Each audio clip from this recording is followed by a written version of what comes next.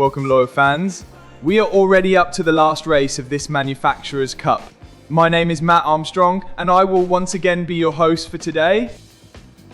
This race takes place on the fictional Deep Forest Raceway track. And for this last race we race in the Group 3 cars once again, so we can see Herbie back in action. Qualifying lasts for the default 5 minutes, and the race itself is a rather short 15 laps. The medium and hard slick compounds are available and both mandatory to use. There is no mandatory pit stop in the rules, but having to use both compounds means that one stop is necessary. The mediums can last for about 10 laps, so the other 5 will have to be driven on the hard tyres. The tyre wear ratio is set to 7 times this race, which is pretty high. That's why the mediums don't last nearly as long as in some of the previous races. Pace-wise, the mediums should be able to get times around in the low 1 minute 28. For qualifying, when the tyres are still fresh, maybe even a 1 minute 27. The hards will be around a second slower, near the 1 minute 29 mark. Qualifying position and traffic will decide what compound to start on and what lap to pit. Even though the hards are slightly slower, it might still be better to have a longer stint on them if that helps with traffic. Traffic can slow you down or even worse, lead to incidents. Now that we have all that info out of the way, let's go look at some racing.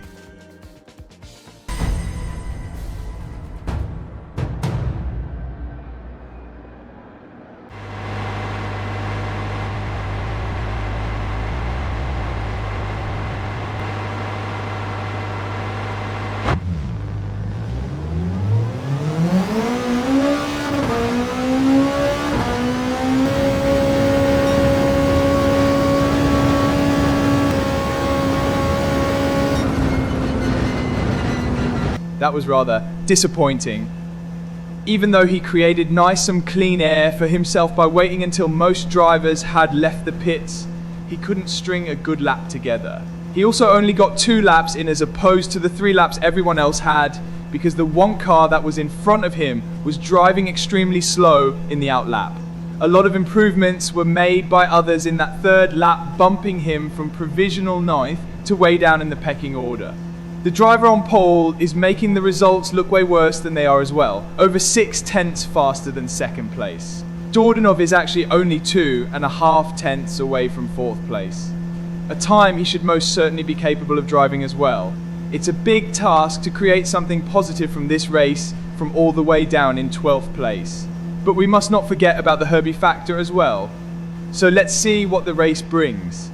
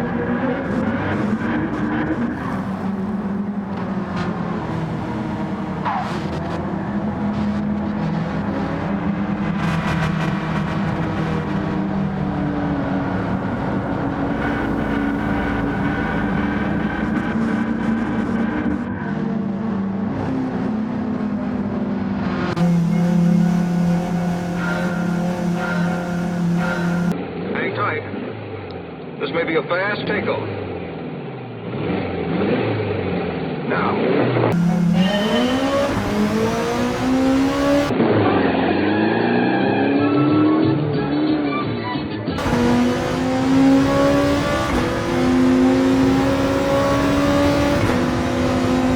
That is an awesome jump from the line from Herbie, instantly gaining a position by overtaking the Porsche in front.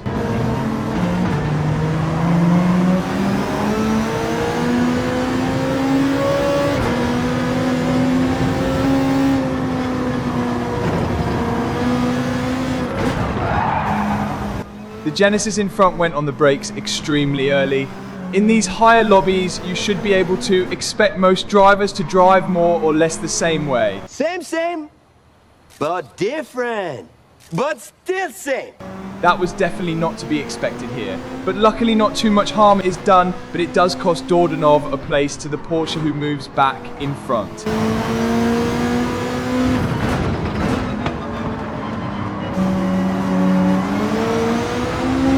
And another Porsche moves by as well. It is to be expected that some drivers are now on the medium compound, while Dordanov is currently on the hards.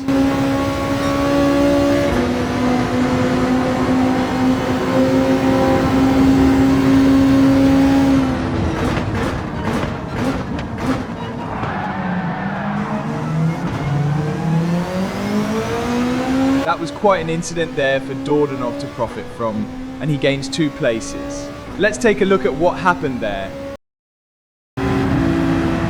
It seems like he completely overshot his braking marker and eventually stopped on the car in front.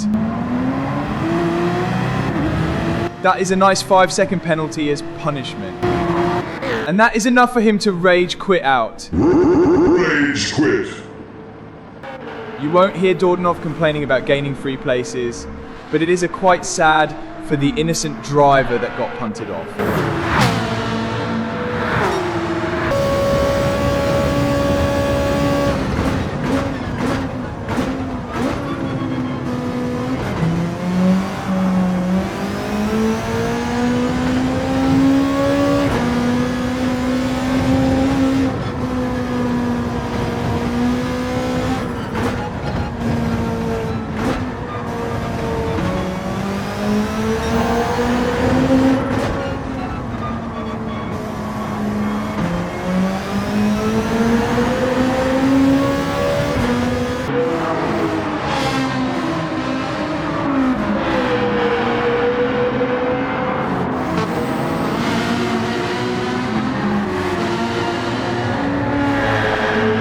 Here we have another contender to overtake Dordanov, picking up a track limit penalty, but he is on the mediums, so can take most corners a bit more effectively.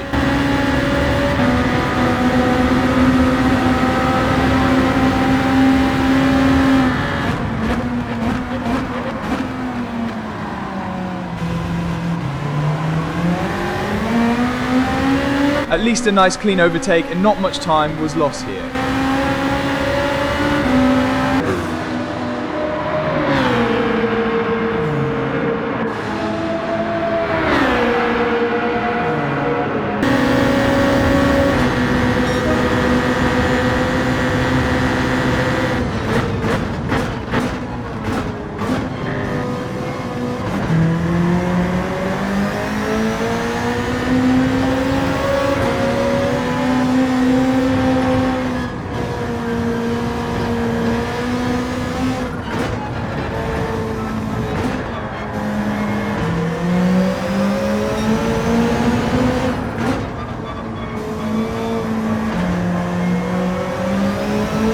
You can really see the BMW pulling away in these twisty sections, showing the tyre advantage.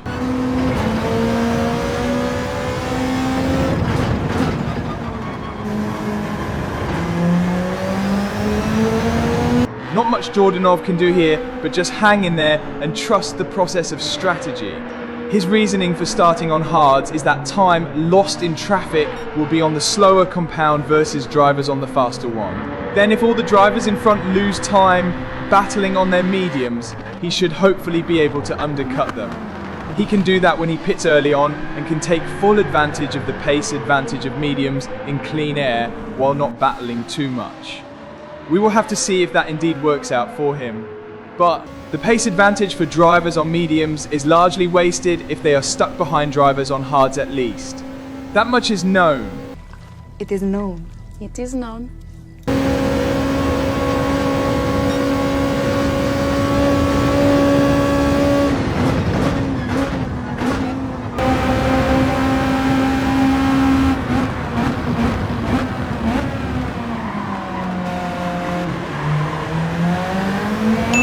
Here we see some positions being won by a mistake from another driver and also someone already making an early pit stop.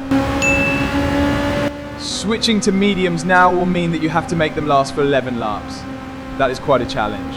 It's a bold strategy, Cotton. Let's see if it pays off for him.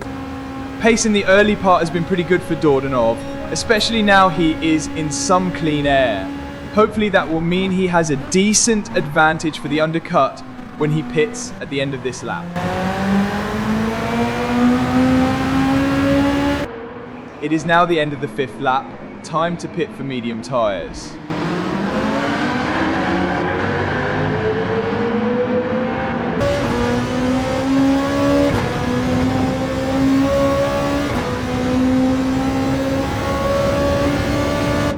We see one other driver that was in front has also pitted and is on the same strategy. Most of the others are either currently on mediums or are doing more laps on the hards. Both could be a good case if the undercut is effective enough.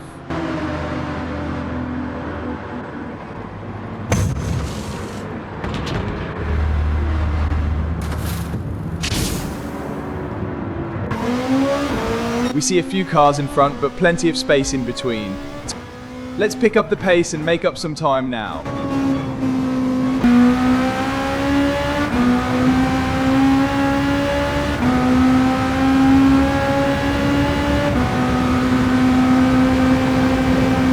One lap later, we see another driver on a similar strategy. He just switched from hard to medium and still came out in front. That is unfortunate. Hopefully he can still be overtaken.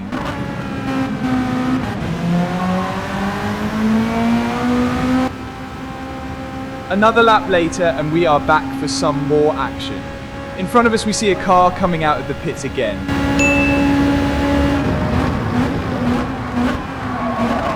This is the BMW driver that was overtaken in the beginning of the race. He was on mediums at that time and just switched to hards. He must be overtaken quickly or it will cost valuable time being stuck behind him.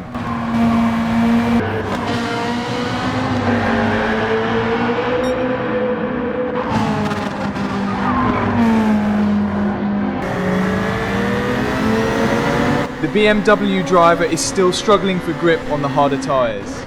With a good exit, using the extra grip, the time for the overtake should be now.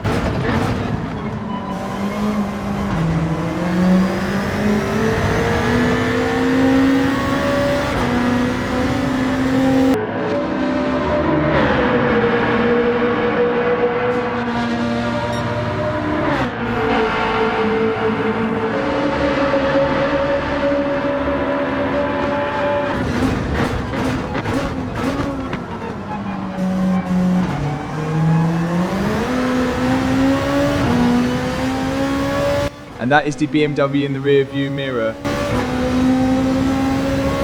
And another position is one due to a driver pitting and the undercut working.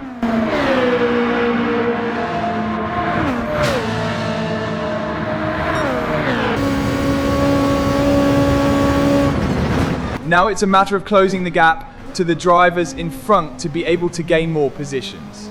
Aside from the fact that hopefully there are still some pit stops to be made from drivers still on the mediums that could give positions.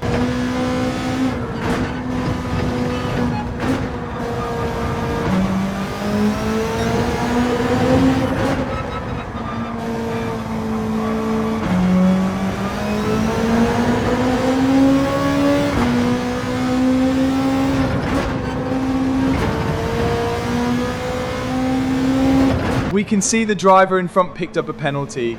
That is definitely good news. That will surely almost close the gap up.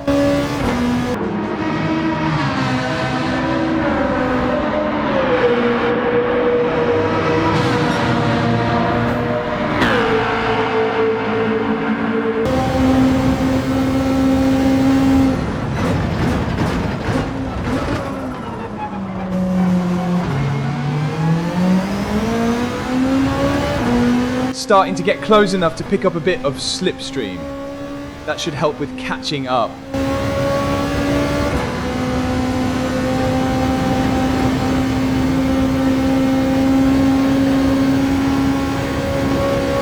And another driver coming out of the pits just in front.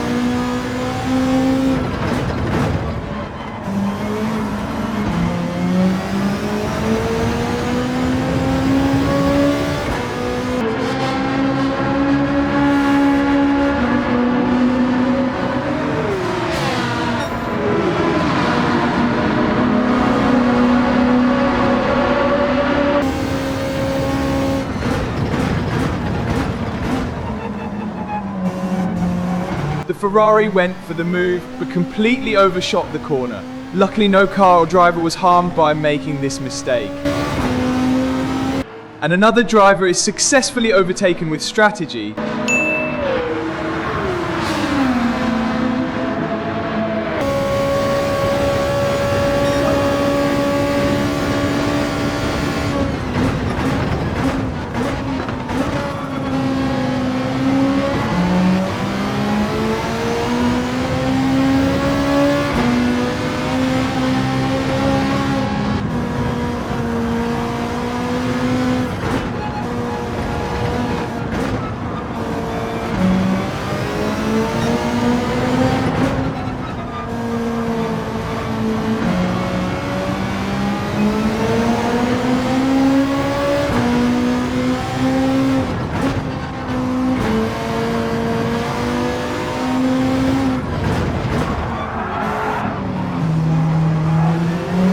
The Ferrari went for a move but couldn't make it work. It's good sportsmanship that he waited for Porsche to get ahead and not profit from it. Sadly, that does mean that Dordanov was blocked as well in the corner, and the car behind is able to catch up again.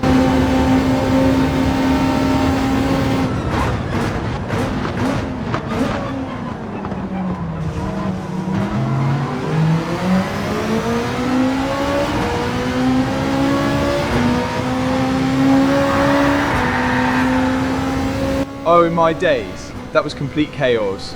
Let's see that again in the replay.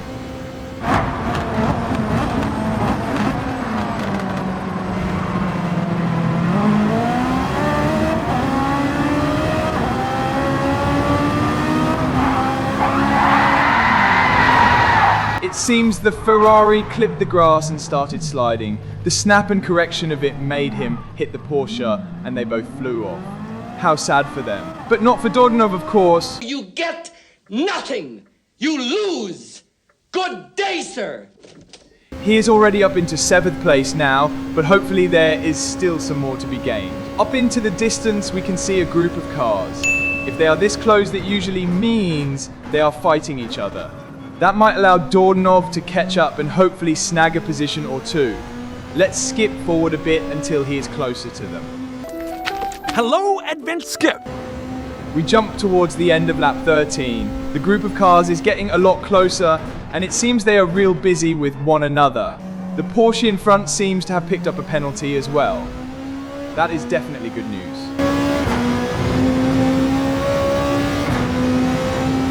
All he has to do is get close to him, and the overtake will happen automatically at the penalty line.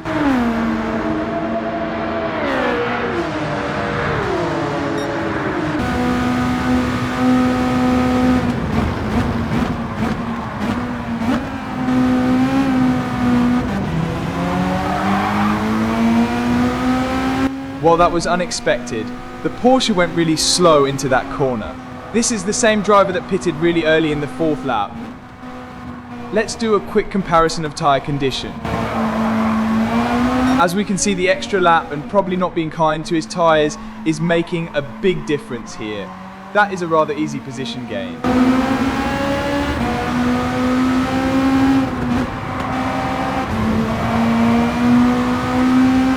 The Honda NSX in front seems to have collected multiple penalties for a total of 1 second. It sure looks like there is another position up for grabs.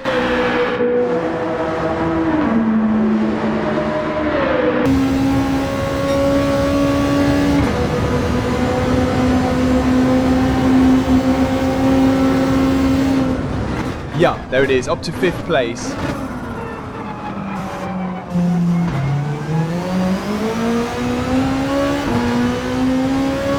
Now all he has to do is hang on to this position and bring Herbie home. Let's see if he manages that.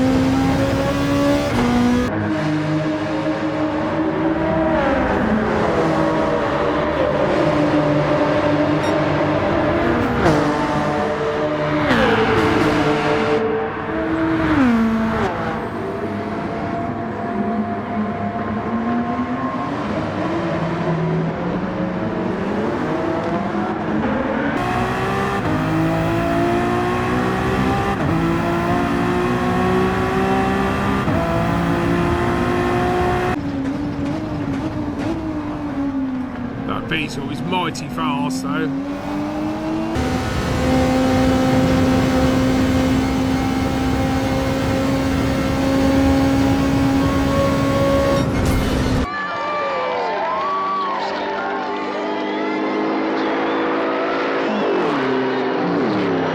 That is another nice 5th place for the Manufacturers' Cup.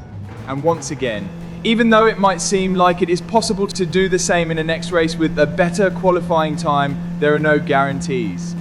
People are already rather fast here. Drivers in these lobbies tend to have really good pace. So the points are bagged for the total, and we can go take a look at the final point standings.